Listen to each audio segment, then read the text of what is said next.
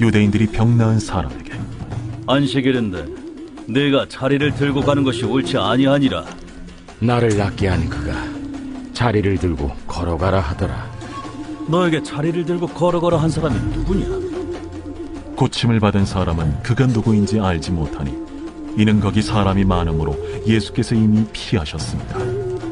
그 후에 예수께서 성전에서 그 사람을 만나 이르시되 보라, 네가 나았으니 더 심한 것이 생기지 않게 다시는 죄를 범하지 말라. 그 사람이 유대인들에게 가서 자기를 고친 이는 예수라 하니라.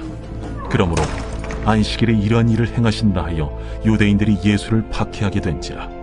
예수께서 그들에게 이르시되 내 아버지께서 이제까지 일하시니 나도 일한다.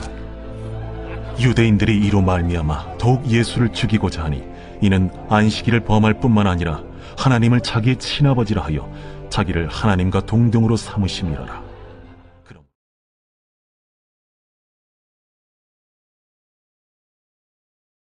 오늘 우리가 함께 나눌 말씀은 요한복음 5장 10절에서 18절까지의 말씀입니다.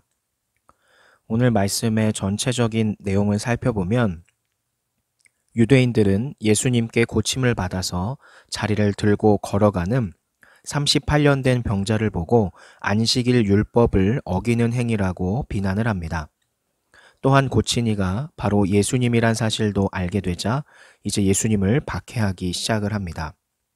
그러나 이 일을 통하여 예수님께서는 오히려 안식일의 참된 의미를 유대인들과 또 오늘날 우리에게 가르쳐주고 계신 것을 우리는 알 수 있습니다.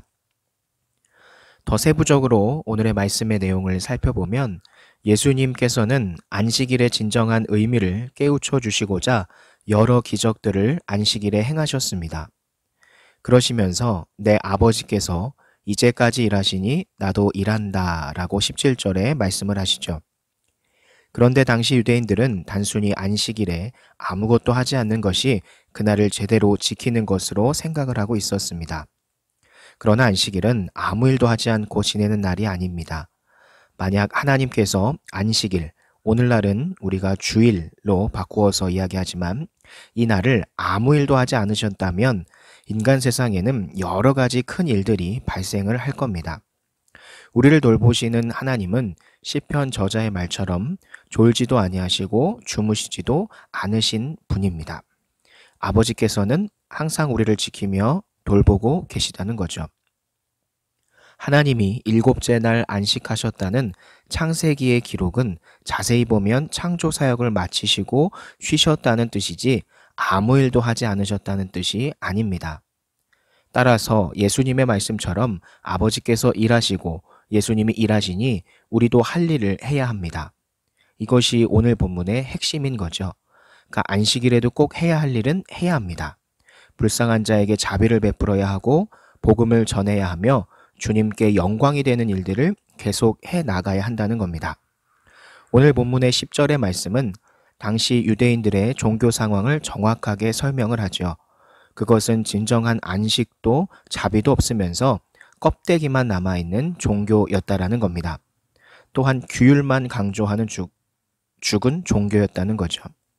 그들의 종교는 인간을 사랑하기보다는 규율을 지키는 것을 우선시하는 형식주의로 이미 변질이 되어 있었습니다.